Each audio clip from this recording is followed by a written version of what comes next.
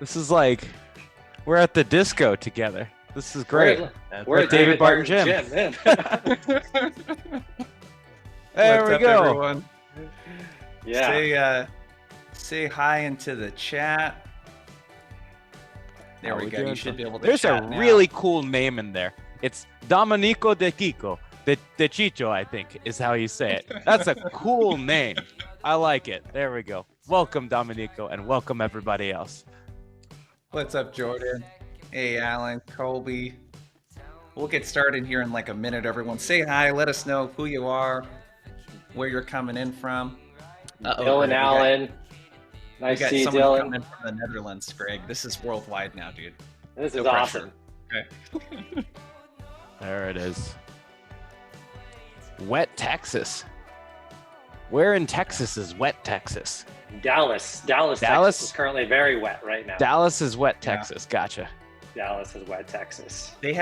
I heard 15 inches of rain in like a 24-hour period or something. Like I think it was like 3 months of rain within 24-hour period. It was crazy. Yeah.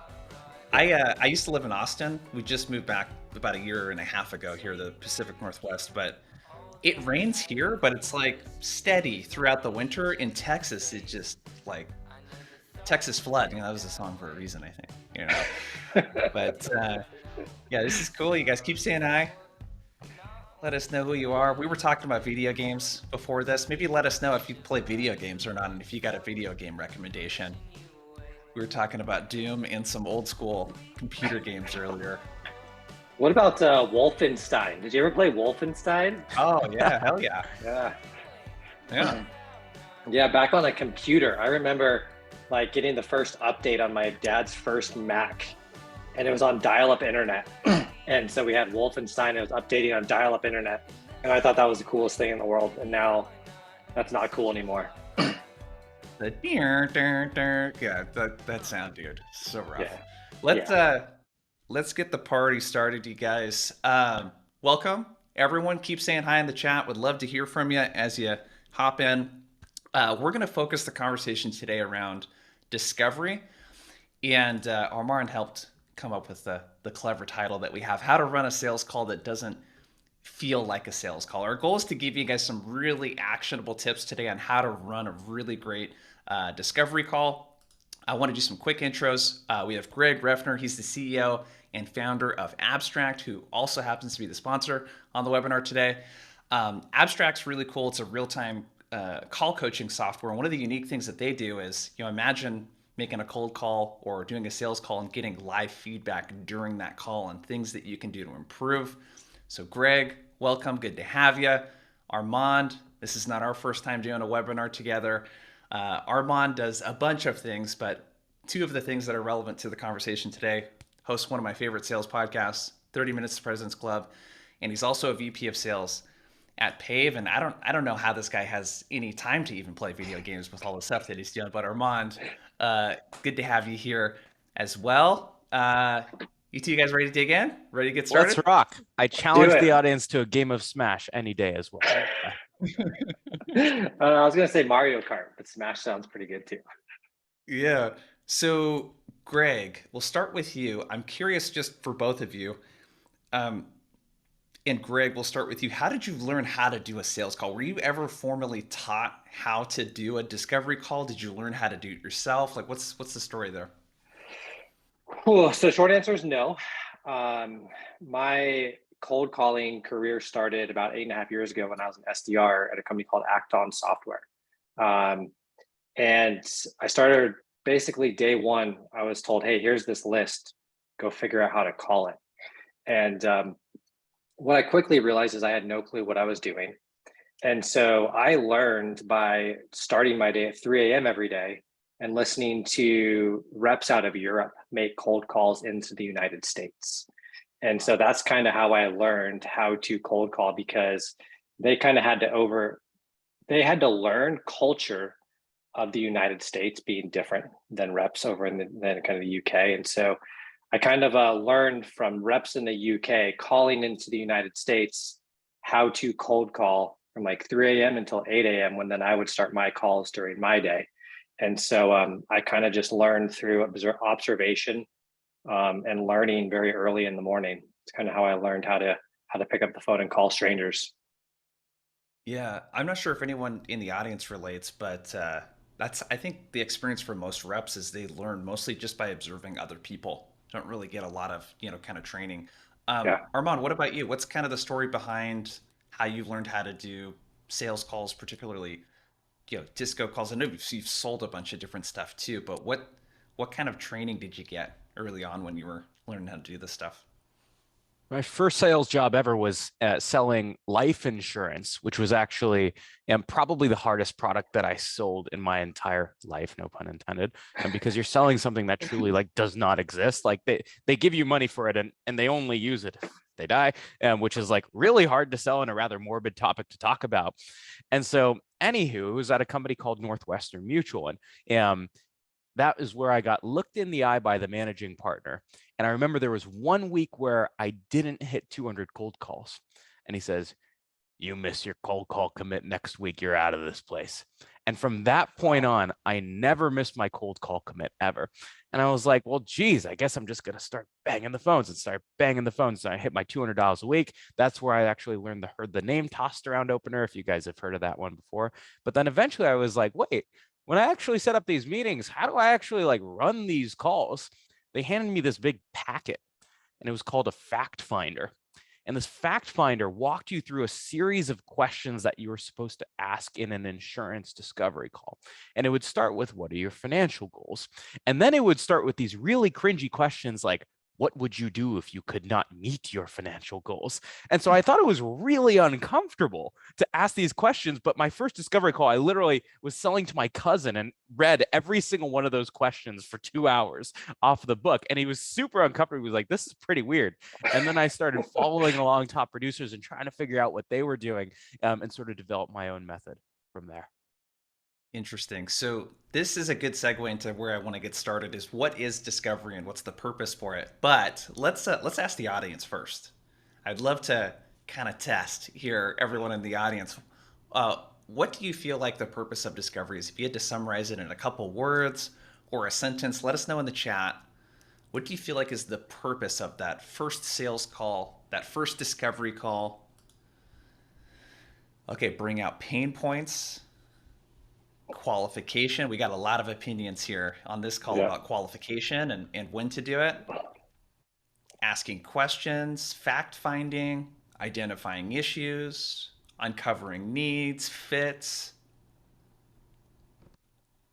So a lot of similarities there. Customer story. Yep, a lot of patterns here. It is. Build some Greg, rapport. let's start. Greg, I want to kick a question your way as a kind of tag on what Armand just said. He just gave this brilliant example of basically being given a set of questions and to just go through those questions in that first call. What do you think about questions and their purpose with discovery? Where do you see like reps making mistakes with the questions that they ask? How many questions they decide to ask? Where do you feel questions kind of fits into disco? Well, I think the first mistake reps make is their mindset going into discovery or qualification. They're going into conversations trying to figure out, is this prospect a good fit for me? Can I sell them something? And I feel like should be the exact opposite. The mindset should be, what value can I bring to this person that I'm about to meet with, whether it's inbound or outbound. I think first mistake people make is mindset. And so you need to flip the mindset of what you're trying to accomplish going into a discovery call or a qualification call. And that, in my experience, kind of forms the foundation for how questions are asked. I'm a big fan of challenger sale. So kind of telling folks like, here's, not like, here's your pain points. It's here's the things that you probably don't even think about every night that you should be thinking about. And I feel like discovery questions, qualification questions, when delivered with the right mindset, kind of an unselfish mindset, I think kind of forms the foundation for success throughout the rest of that sales process. But biggest mistake, going in with a selfish mindset that you're trying to figure out, does this person lead to my next commission check? that needs to be flipped in my experience. Yeah, I totally agree. I don't know about you guys, but this was something when I first got into sales, I was, selling house painting services, door to door. And I was also a college student. So money was a really big motivator for me, right? And one of the big things that, to your point, that I found is that when I made it all about trying to get money from people, it just didn't feel very good. And it was really hard to actually advise someone when they would ask, what do you think that we should do? Which I think is like the question that we want to get asked by prospects. What do you think that we should do? And people don't trust people that are very selfish, in their motive. Armand, with that like mindset flip, how do you kind of think about the mindset a part of it, and what advice? Because you work with a ton of reps as well. What advice would you have for someone maybe that isn't quite thinking like that, and how they could prioritize the prospect's needs a little bit more? What do you think? So a lot of times people of the who, what, when, where, why. I don't even remember what the propositions, whatever they are. The who, what, when, where, why. A lot of people get really concerned about why questions. And that's probably the number one type of question that I ask on calls. And the reason for that is qualification questions feel like interrogations, right? And so Aditya actually called it out in the chat, is the problem is most reps get onto a call and they've been taught BANT or MEDIC or MEDPIC or whatever combination of the 26 letters of the alphabet you want to throw in there. They've been taught that. And they're basically running a discovery call with the intent of getting the metrics, the economic buyer, the budget, the authority, the timeline, what have you. But what really matters is, why the heck did this person take the call in the first place, right? And that is how I will always start my calls, is understanding, hey, we're going to spend a little bit of time getting to understand why you're even here in the first place, to see if there's a problem that we can solve. And so that's how I always start my calls, is why did you take the call? And anytime there's anyone who's ever saying something like, oh, we thought it was about time we might start looking at a solution, the key thing is you should always just be asking why again. You can get a really long way through a call just by asking continuous why questions and just asking, how did people come to the assumptions that they have today? It's like my 4-year-old niece, like all she ever does is like, why? Like that's all she ever asks me. And so, be my 4-year-old niece.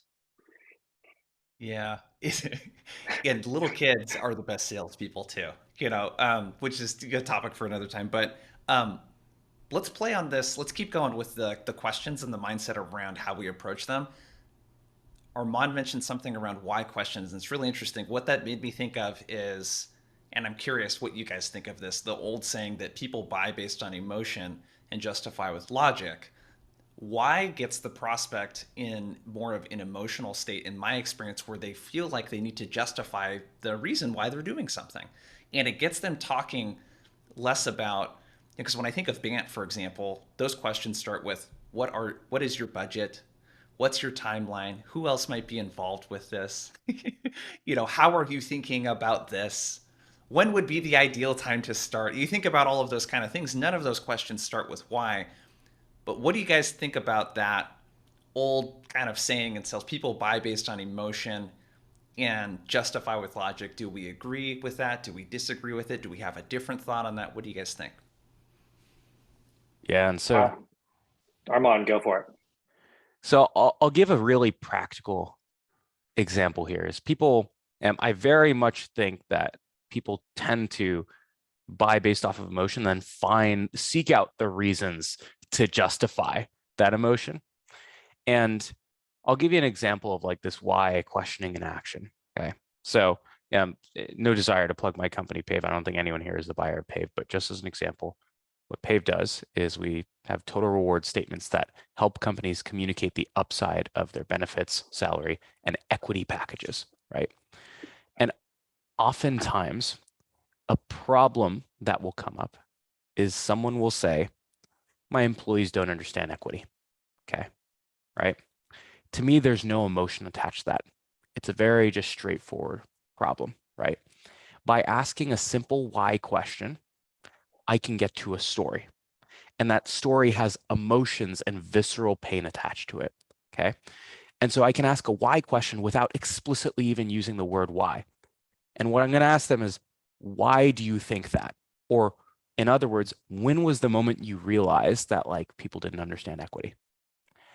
And almost always you get a story where it's like, oh, this employee, they came to me and they were complaining about their comp. And the next thing you know, they took a job offer for 5K less and what have you. And just by asking that why question, you now have a story that's gotten the emotions high.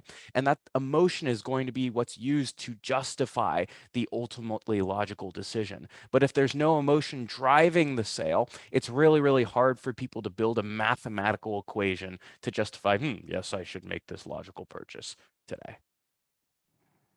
Yeah. Yeah. Greg, what do you think? I agree. It goes in Simon Sinek's Start With Why, he kind of talks about the lizard brain, and the kind of using logic to justify emotion. Kind of goes back to, flight or fight type of mentality, right? Like tapping into emotion it's a challenge. I think we had John McCorkle mentioned Chris Voss. Never split the difference. Kind of talks about how questions versus why questions. How questions get people to think about how they're going to go about doing things as opposed to explaining why they're trying to solve a problem. And so I also think how questions also can lend themselves to driving some emotion, because again, they start, human beings just naturally kind of go to revert back to our core instincts of kind of pain versus pleasure, fight or flight. And how questions can also do that sometimes, because it makes people introspectively think about how they're going to solve a problem with your solution, as in addition to the kind of the why, which elicits that storytelling. Yeah. So I want to spend some time on this because I think having a really good set of questions is so crucial. And to just tag on the emotion piece, I'll give you two examples. Two of the most expensive things that I've purchased in our business is coaching, $3,000 a month, and then we're about to move into HubSpot, which is a couple $1,000s a month of technology, which we haven't really spent that much money on a CRM or anything like that before. The person I have to sell is my wife. So she's like the CFO of our business and relationship. So we run our business together. She mostly focuses on that part.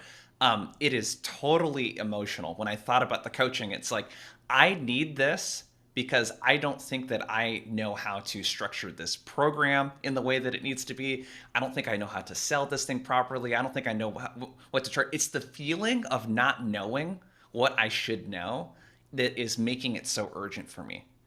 And then she stops me and says, well, let's talk about the numbers here. What's the ROI of this going to be? That's not my driver, though. And I think that's a really good example of, like, especially a champion that you might be talking to, having that emotional element. And Armand, your partner in crime, Nick Sigelski, talks about this a lot too, getting to the story, not your customer story, getting the prospect to share a story. I thought was really interesting.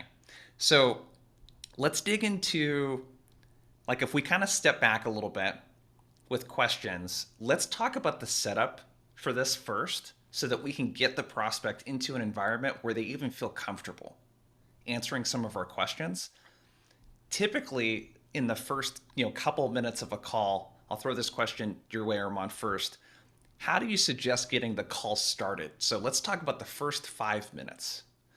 What are we doing in that first 5 minutes to create an environment where we can ask questions and prospects will be open to answering them? Totally. So first 5 minutes usually includes lightweight building rapport and then some sort of agenda. Okay. Let's talk about the rapport piece for a quick second. I typically don't love building 20 minutes of rapport. I also don't like talking about the weather and stuff like that. Someone mentioned it in the chat earlier, is you should be using targeted research based on, have they switched jobs recently? Did they get a promotion? Is their company growing a ton? And use that to show in the first 90 seconds of the call that you've done your research. Hey, congrats on the round that you guys just raised. What's it like internally? Or, oh, you've been at this company for 6 years. You must have seen tons of groups of folks come through the doors. I'm curious, like, what is it like to be one of the veterans on the team? Set the tone that you've done your research up front, right? And then I quickly like to segue into an agenda. I use the Doug Landis purpose plan outcome in the first 5 minutes of the call. And the reason that this is important is there are a couple things that a buyer is really itching to do. And then there are a couple things that I really want them to do throughout the call. So first piece is usually the button they're clicking on your website says what? It says request a demo. It says request a demo. Okay. And what that means is they're jumping onto a call expecting a demo. And as you all know, this is not a demo webinar. This is a discovery webinar. And so upfront, I actually need to recalibrate them. And then at the end, I need to make sure that you and I are aligned on where the sales cycle is going. So here's what purpose plan outcome would sound like. Purpose. Look, Jason, the reason that I'm jumping on this call with you today is honestly, sometimes we can help customers with Pave, other times we can. And my goal is just to understand if there's a problem that we can help you solve and give you a sense of where we can be helpful if we can. That's the purpose, the plan. The way we're going to do that is usually it's helpful to start with like why you took the call and what you're doing around compensation overall, just to get a sense of like if there's a problem we can solve so we know exactly what we can show you. That's how we're going to do it, the plan. The outcome, right? Here's the thing. I'm going to plant the seed for the next step. And then at the end of this call, you're going to have a good sense of whether or not you want to like go deeper on this thing. And at that point, we would book a deeper dive demo. And oftentimes we would loop in like your chief people officer to join the call as well. But we can talk about that at the end. But does that sound like a high level plan that works for you? Awesome. So now I'm planting the seed for multi-threading at the end of the call. And if they're not okay with that, I want them to bring that up at the beginning of the call. Yeah. Greg, do you have a different style or any other different type of approach that you like to use in that first couple minutes?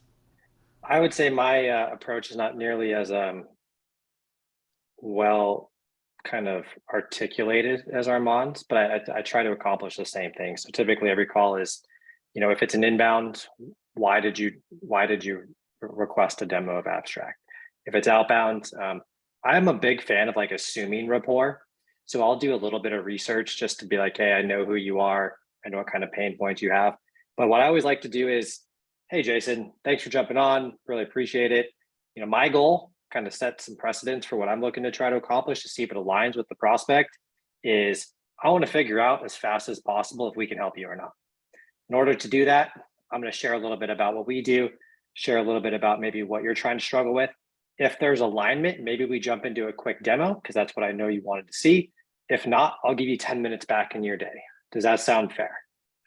Absolutely. I'm a big fan of Chris Voss' use of the word fair. No one ever wants to be unfair, so everybody always agrees to that. At the end, if we've done a demo and everything looks good, similar to Armand's, typically we talk with someone in sales development leadership or revenue ops, something like that. Does it sound like maybe a good next step to pull somebody like that in? Again, get permission to multi-thread at the end, and then we always try to end with some type of clear next step on the calendar. But big thing for me is I always try to do a little bit of a takeaway up front. Like, we may not be a good fit for you. We may not be able to help. And I'll be the first to tell you, because I don't want to spend a half an hour with you if we're not a good fit. And I've found people generally respect that. Yeah, you just sound less thirsty when you're doing that too. And one thing I forgot to mention for the audience, if you have questions, the Q&A button at the bottom of Zoom, click that, drop them in. A few people, Steve and Alan, have dropped in questions. We'll try to get to them as we go. Greg, so just a follow-up question with that. What do you do if a prospect hops on a call and they kind of try to take the call over in the first 2 or 3 minutes? They don't let you get into this. It's that driver type, whoever, this happens, and some people I bet can relate here in the audience too. What do you do to regain control of the call? Ooh. Sometimes, depending upon the day, depending upon if my 2-year-old and my 1-month-old have let me sleep the night before, I might be like, sweet, you run this call. No, I'm just kidding. That's a tricky thing. It's I think it always comes back to, one, not trying to fight it. So you kind of have to let a dominant person express their dominance and then meet dominance with dominance. And so there's been, just last week, I was on a call with a CRO. He jumped on, he's like, Greg, not interested in answering any of your questions. I just want to see a demo of the product. Sweet, cool. Within 30 seconds, we were demoing Abstrakt, which is not the way I like to go about doing it, but it is what it is. And so I give and take, right? Big fan of give and take. So I gave him what he was asking for. As we started going through the demo, then it allowed me to start asking some questions. Talk to me about your conversion rates, kind of talk to me about why you were interested in taking a look at this in the first place. And once I kind of gave him what he wanted, I was able to regain control of the call again, and the outcome was actually really positive. So I try not to fight it. I'm always conscious of maybe this person's having a really bad day. Maybe this person is back to back for 12 hours today. Maybe someone told them to do something they don't want to do in the first place. And so even in situations where I couldn't even get an agenda on the calendar, Dan, like you mentioned, cool. Let's play it your way. And then I know over time, either I'll be able to pull myself back in, or we'll get next steps because he'll like what he sees, or we'll end the call very, very quickly. 5 minutes in, he's like, oh, this sucks. This is garbage. Never talking to you guys again. Cool. So I don't fight it. Yeah, I like that. Armand, what are your thoughts? Yeah, so there are 2 or 3 situations that this will happen. The first situation is if you didn't set that expectation up front in your agenda. The second is if your questions feel like the ones that we were talking about earlier, where it feels like they're just being qualified, where these questions are adding no value to them, they're just being interrogated, and you're not giving them anything back, even through stories or what have you. Or the third is what Greg referenced, which is sometimes you just get a bull in a china shop. Okay. And so I'm going to address the third piece, which is what do you do when you get a bull in a china shop? Because the reality is it just happens sometimes. It still happens to me. I jump on a call where they're just like, I know you're going to ask me 20 sales questions and then show me software maybe on the next call. I don't have time for that. Show me software. They've been scarred by all of the past interrogations they've gotten in the past. And so I'm a big believer that you don't disagree with customers. You just convince them that your ideas are their ideas. Right? And Inception. So exactly. And so here's a great statement that you can use to sort of Mr. Miyagi your way back into discovery, and then you'll do what's called demo discovery, right? And so let's say that Greg is the angry CEO. I know you guys can tell he's really having a bad day today, right? And he's just ripping my head off. And he's like, Armand, I just want to see your demo. I'm going to be like, Greg, no problem.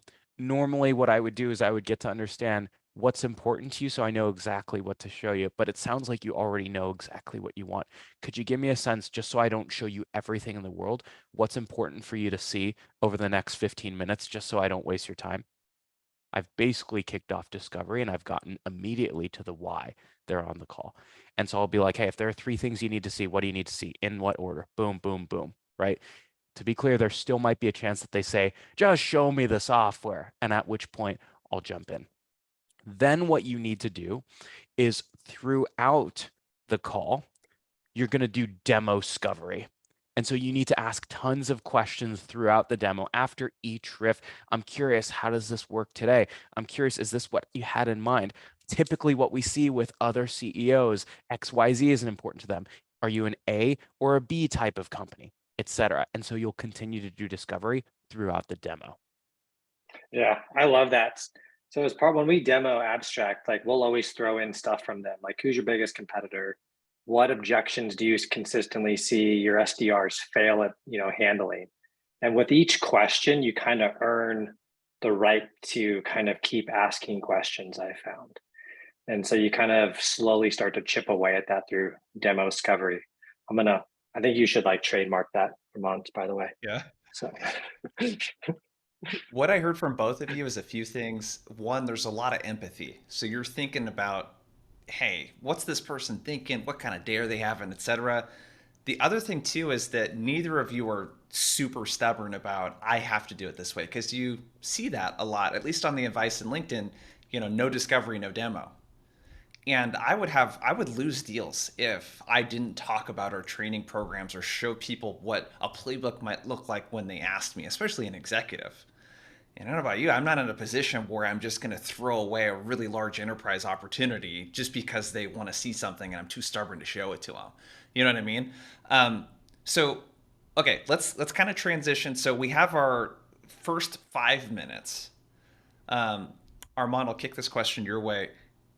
One of the big things that we talked about in preparation of this, and we all watch a lot of discovery calls here or demo calls, right? We listen to them, we watch them. You guys have people on your team. We do a lot of coaching with this. And one of the big things that I see as a struggle is getting to something that is really meaningful in terms of like, what is the larger goal that this person is trying to like use our solution to potentially solve, and what problems are getting in the way of that versus what technical problem they might be having. And an example of that is if someone's selling sales engagement tools, it's what is the pipeline they're trying to generate from this versus, oh yeah, we need to like thread follow-up emails on the same email chain, that kind of stuff. So Armand, how do you think about, after we've set this up well, how do we get to the meaningful stuff that really drive a business conversation? Yeah. And so there are technical problems that feed into business problems that feed into things that ultimately impact the business. And that's sort of the progression of how you might ask questions, right? And so let's use an example that works for the entire audience, right? Let's say that I'm working with a software that allows you to send emails in a more automated fashion as an SDR, right? And someone jumps on the call and we ask them, why'd you take the call? And be like, oh, like I want my SDRs to send emails faster. I want to be able to do templates XYZ and insert snippets ABC, et cetera, et cetera, et cetera. To me, that's all technical situations. Those are all process problems, right? My goal is to turn those technical problems into we need to make this decision so that we can meet revenue targets, right? But if I just ask an obnoxious question that jumps 3 steps and says, interesting, how do those snippets relate to your top line revenue goals for this year? They're going to be like, dude, really? They're going to be like, did you really just ask me that question? Or like, are you really just trying to put me into a sales trap and get me to quantify the ROI of your tool? Okay.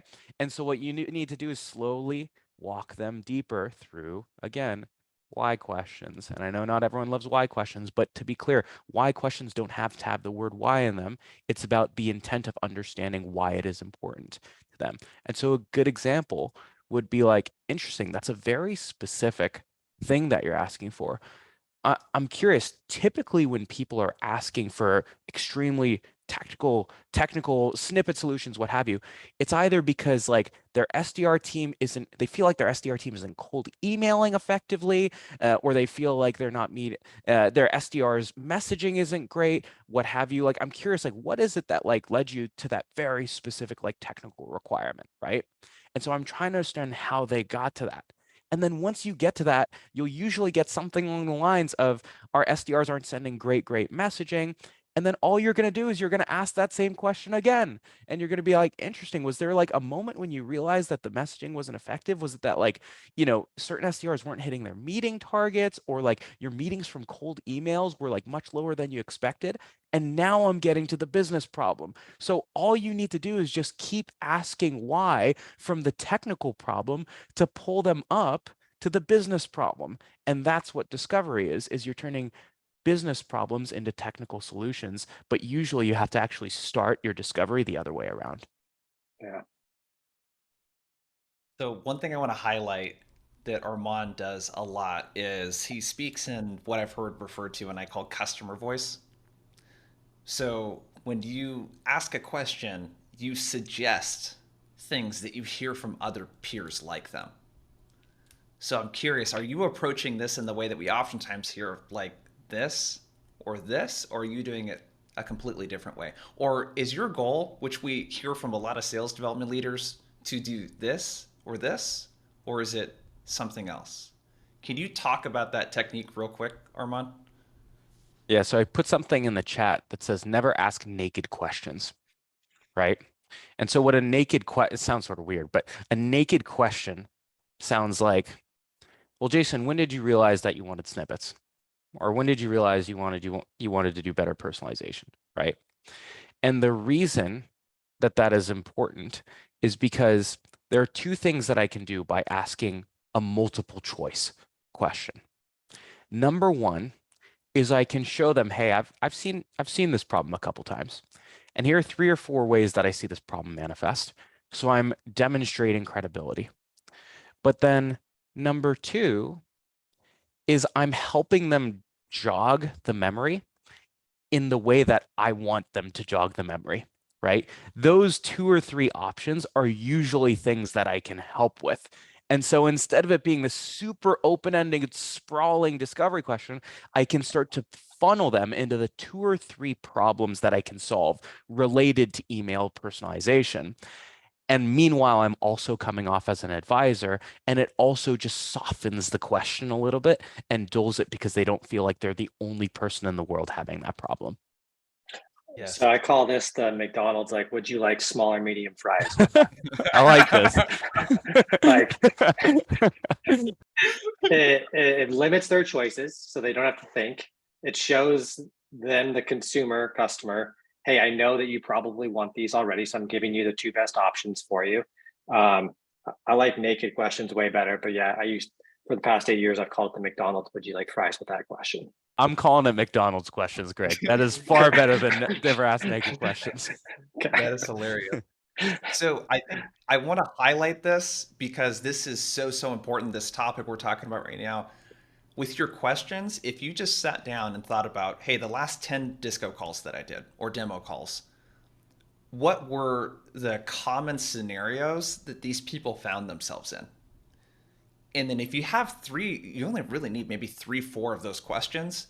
And if you could talk to the context of what other people are doing, what your best clients are doing, one of the things I always come back to is I interviewed Henry Schuck, CEO of ZoomInfo, on the podcast. And one thing he shared when he said that, because I asked him, when you're a prospect, when someone's trying to sell something to ZoomInfo and you have to hop on a sales call because it's a really large transformational deal, what do you want to take away from it? Like, why are you there? And he said, the biggest thing that I want to know is who is using your solution in a best-in-class way. So who's using it? What are they doing that's going to help me not go from step A to B, but from A to E and skip all the other BS in the middle? And that's essentially what you're doing with this, is you're sharing what other people are doing and thinking about. You know what I want to know from every one of my peers that's more successful than me? How do they think about stuff? What are they prioritizing? What are they focused on? So really think about that. That's a really great takeaway. Greg, follow up to that with questions. One thing that you do a lot is like you customize the questions. I thought that was really cool. So you sell conversational intelligence. Who are you competing against? What objections are you running across? Like, how do you think about kind of catering the question, I guess, to the prospect that might be on the call with you? That's a good question. It kind of ties into what are those kind of 10 scenarios that you find or repeat scenarios over and over and over again. And so when we talk with our customers, they are jumping on a Zoom call with 30 SDRs, and they're all on a Zoom call, and they're all making cold calls, and they're all waiting until somebody picks up. And then when one person gets a connect, everybody kind of goes on mute and listens to how they handle that objection. Or they're listening to call recordings on their drive to and from the office, trying to identify, coaching opportunities. So we know what those pain points are. And so when I think of like customizing questions, the research that I'll do ahead of time, if it is, let's say, security scorecard, one of our customers, first call I got on with them, hey, how often does Beyond Trust come up as a competitor on your guys' prospecting calls? So I kind of know a little bit about who their competitors are. And I know that their pain point is their reps probably miss an opportunity to handle that competitive objection most of the time. And so I'll typically throw in some diligence around knowing who their competitors are, knowing a little bit about their buyer, And then I'll kind of weave those into the common themes that I know my buyer is going to struggle with already. Yeah, I love that. What do you guys do when you're doing the questioning? And I'll just kind of kick this out to both of you and leave it open-ended here. Because David asked, what do you do when the other person simply won't stop talking? And let's say that they start going on a rant and it's about something that's maybe not productive for the call for either of you. What do you guys do in those moments? I just let him talk. Go on, Armand. It's tricky because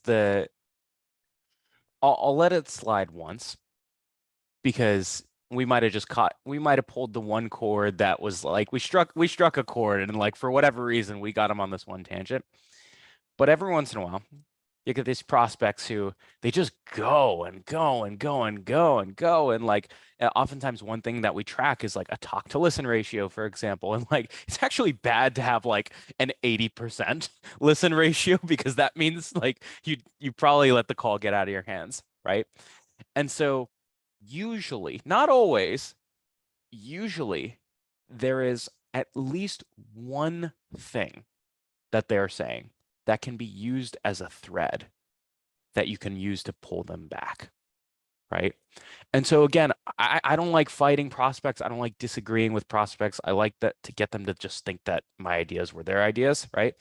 And so all I'm going to say is like, wait, hold on. I want to hear about this in just a second, but you mentioned something really important that like, I don't think everyone in the world realizes, or you mentioned something that was really smart here, and I want to dig deeper there. Let's go into this other stuff, but this is super important what you mentioned earlier. Can we talk about this for a second? They'll be like, yeah, let's do it. And so I try to redirect them to the 1% of truth that they said that is in line with what I want to call, and then try to blow that 1% into the remaining 99% of the call that remains.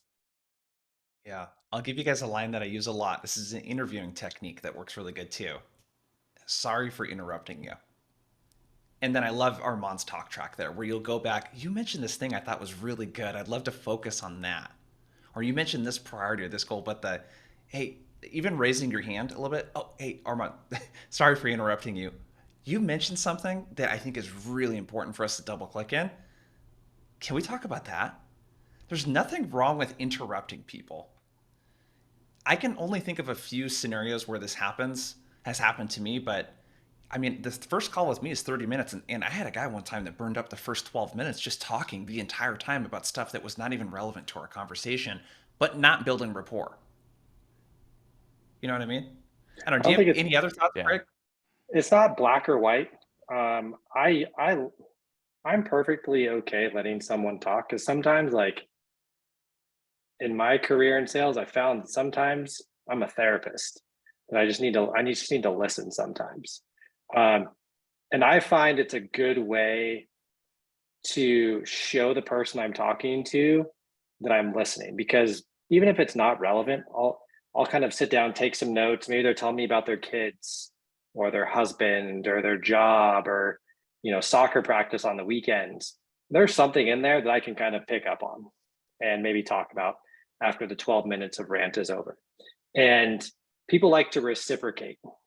I think humans love telling stories and having someone to listen to. And when someone else listens to you, you feel the need to reciprocate that back to them. And so I find that get on a call and someone's having a really bad day, they just need to talk 15 minutes. Sweet, this is awesome. Because I don't really enjoy talking, even though I'm on a webinar in front of 252 people. But I enjoy it because I can pick something up from that. And then I found that it's always reciprocated, where I can then be like, oh, interesting, tell me more about soccer practice, blah, blah, blah.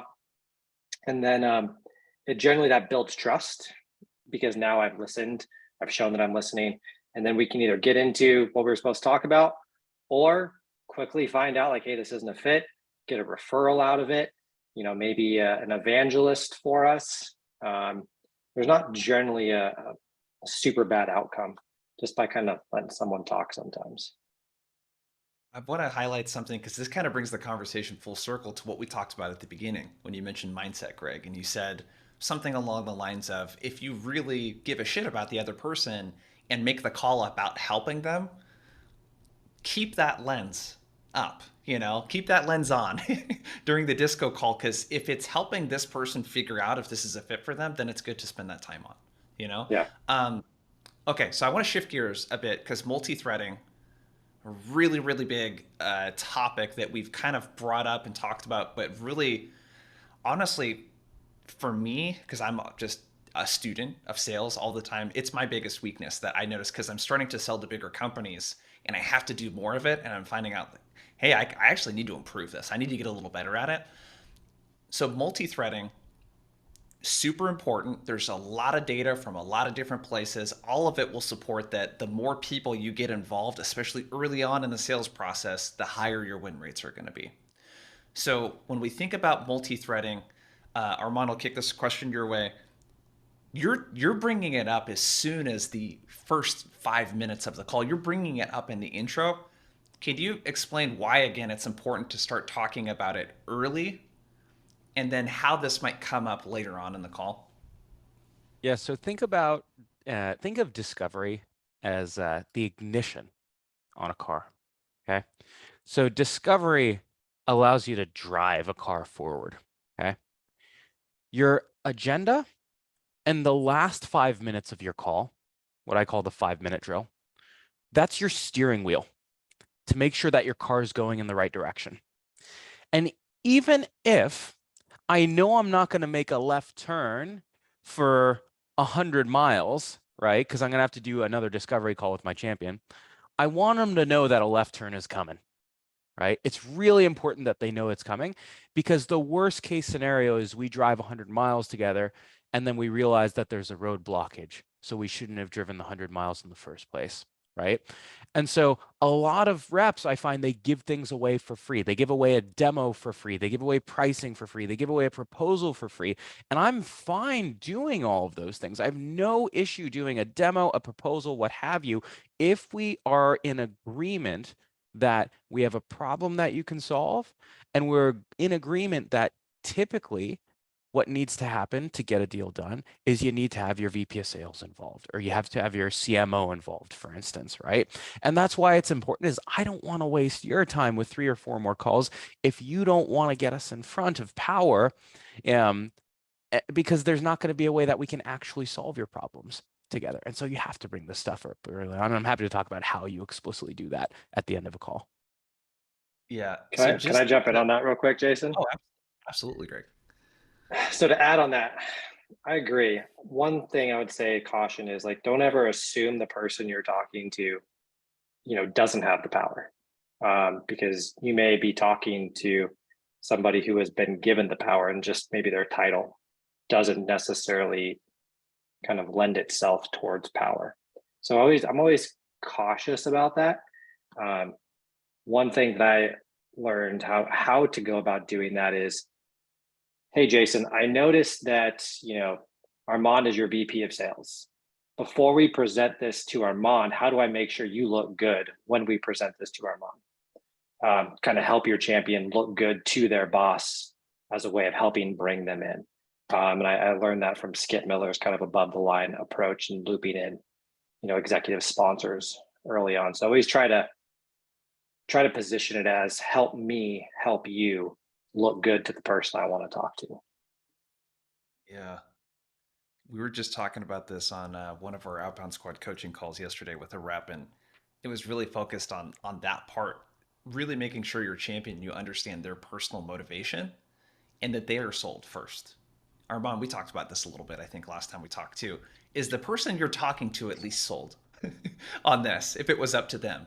And then it becomes this, as Ian Altman would say, same side selling, where it's me and the prospect working together against the problem or selling to their company, right? Armand, do you have some other ways that you like to multi-thread and ask? And for, just because I'm getting asked a lot, yes, the recording will be sent out to you guys afterwards, okay? And multi-threading, because a few people asked about that. Multi-threading is simply involving multiple people, more than one person, other people that are part of the buying community from that organization in the sales process. That doesn't always happen in the very first sales call. The very first sales call is often with an individual, and then it's looping in other people. But Armand, multi-threading, how do you like to ask for this? What are some techniques that we can use to ask? 100%. So here's a tactic called the 5-minute drill. Okay. And so the 5-minute drill are 3 questions that you need to ask at the end of every single discovery call, or at the end of every deep dive, or even at the end of like a big team exec demo. Okay. Those 3 questions in order are: number 1, do you want to buy? Right? Or do you believe that we have a problem that you can solve? Or do you believe that you have a problem that we can solve? Number 2, when do you want to buy? Okay. If this thing were free, when would you want to have it in place? And then number 3 is how. How do you want to buy? And the key thing that I want to pull out that Greg referenced is, what I'm going to do is suggest what would typically happen in a buying process, but then I'm going to validate and ask, does that align with how you've bought software in the past? Or is your situation different? Or have you been given the keys to the car to make this call? And maybe this is just a you and me type of show for the next 3 years, right? And so those are the 3 questions you ask. Let's talk about the how process, because that's really where multi-threading comes in. Okay. So once they've told me, yes, I'd love to buy our tool. Awesome. We have an upcoming audit at the end of the year. We need to have it in place before that, or we have a product launch or what have you. Awesome. We would want to do it then. Great. So then based on that, look, typically what would happen is, like, to the point of same side selling, Jason, you and I would get on like the same side of the table here, because like, I think you're an awesome fit.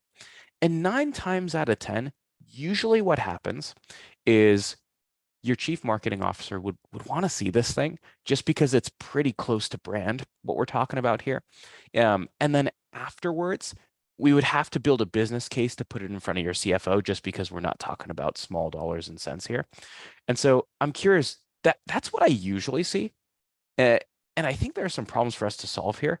But I'm curious, is that how you've bought software in the past? I want to make sure that I'm not assuming here.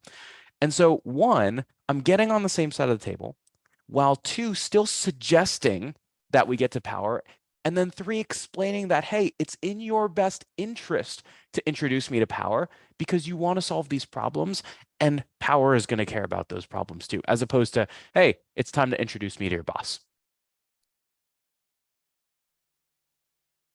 Love it. Love it. Okay. Couple of like logistical questions around this, around the scheduling of the next part. So, okay. So let's say, Armand, you're selling to me. Greg's my boss. We need to get him on the next call. How do you logistically schedule that with me on the call? Yeah. And so always leave that call with 2 meetings, at times 3. Okay. So the first thing is, you're going to secure that meeting, and you're going to be like, hey, I know Greg is a busy guy. Jason, could you pull up Greg's calendar by chance? Or does he have it on incognito so you can't see anything? Awesome. If they have the calendar, schedule the time on the spot. If they say, oh, no, I'm going to have to work with their EA, or, oh, I can't see their calendar, I'd be like, awesome. Jason, can I at least, like, both you and I get really busy? Can I put a couple holds on the calendar over the next couple weeks that work for you and I, just so that we have a few slots and we don't have to do the calendar back and forth then? Awesome. Now I have placeholders. What we do before those placeholders is, I'm going to be like, Jason, 1, I really appreciate you getting us in front of Greg. I want to make sure that, like, we address all of Greg's problems. And honestly, I also want to make sure we make you look good too, because like, you and I have had these great conversations. Would you be completely against doing like a 15-minute prep call? In fact, like, maybe I can just like shoot you a text a day before, and we can jump on a call beforehand. So I'm doing 2 things. Number 1 is I'm setting up the prep call. And then number 2, I'm getting cell phone access at that point in time. And that's what's called the champion sandwich, is I want to set up the big team demo with power. I want to set up the champion prep call before. And then after the champion prep call, I actually want to schedule the debrief for right after the big team demo, so that I can sandwich the big team demo with a champion meeting before and a champion meeting afterwards. Yeah. Greg, what are your thoughts on texting champions? 100% for it. I think you have to go where people want to go or want to communicate. I have one prospect who became a customer, never responded to phone calls, LinkedIn, email, text, or he never responded to phone calls, email, or text. 100% via LinkedIn. Even sent me the signed PDF of the contract via LinkedIn. So go where people want to go. If people are good on text, awesome. If not, go to email, phone, LinkedIn, do what you got to do. Yeah, Just I be think there's a aware. big lesson. I think there's a big lesson there on channel preference and communication, and just asking can be really big. I don't know about you guys. When I have good enough rapport with a champion where we're texting about stuff, I think I have like an 80% close rate on those. I don't always get to text people, but I think if you proactively figure out someone's channel preference, like, dude, with text, with people that are cool with that, I'm going to get a response in less than 2 hours usually to something like that, or sometimes right then. An email can go 48 hours, 72 hours, without getting a response on email. I love the champion sandwich, by the way, Armand. It's really funny. Sandwiches and McDonald's, folks. You got a full meal today. Yeah. Okay, quick questions. I'm going to do a couple rapid fire questions, okay? Greg, first one to you. What do you think about showing a slide deck during discovery? I think PowerPoint is the worst thing ever. So no, hard no. Armand? I don't like it. On a big team demo, I'll start with it to recap the key priorities and drive discovery in a big room. But on that first call, nothing. Got it. One more question. This one's from both Barry and Alan have a very similar style question. Greg, what's your take on multiple decision makers getting involved later? We've multi-threaded. You multi-threaded with, you sold to Armand. I'm going to hop on the next call. Do you start discovery all over again? Do you catch the person up? Like, what's kind of the process there? How do you think about that? Yeah, quick cliff notes. Hey, so I talked with so-and-so, they thought this and this and this was super important. This is why the champion sandwich is really important before that multiple decision maker call, because I want to hear from Armand, my champion, what's important to Jason, so I can make Armand look good and be like, hey, Armand said that this was going to be really important to you. Armand, did I miss anything? Awesome. Jason, what did I miss that you want to make sure we focus on today? I try to do that in 2 minutes or less. Armand, how do you think about that? So if you like childhood cartoons, I was a big Dragon Ball Z fan. And at the beginning of every episode of Dragon Ball Z, it would always say, on the last episode of Dragon Ball Z, Piccolo and Goku did XYZ, right? And so they would give you a quick recap of what happened on the last episode of Dragon Ball Z. And then what you do is what I like to call discovery verification, which is this is what we think happened in the last episode from that point of view. But I'm curious, every VP of sales has a slightly different perspective on sales training. For instance, I'm curious, based on what we're showing over here, does this align with what's important to you, or are there other things that we've missed? And so verify that they're aligned with the problems that you've identified in the past. Right. Dudes, we are out of time. I appreciate you both just for bringing a ton of value with this, and everyone in the audience. I appreciate all the questions, the engagement, all of that kind of stuff. Make sure to check out Abstrakt. Greg, I think the website's probably the best place to send these folks. Connect with Greg on LinkedIn. Let's blow his LinkedIn up. Okay, let's overwhelm him a bit. There it is. Blow him up. Thanks, Jason. Armand over there at the 30 Minutes to President's Club. Make sure to check out Armand as well. Blow up his LinkedIn. Great content from both of these folks. We'll send out the replay to you guys afterwards. And that's all we got. Thank you, guys. Guys. Appreciate it. It's a Have a blast. good day, everyone. Awesome. Thanks, Have a great folks. day, buddy. Take it you. easy. Later. Peace Bye. out.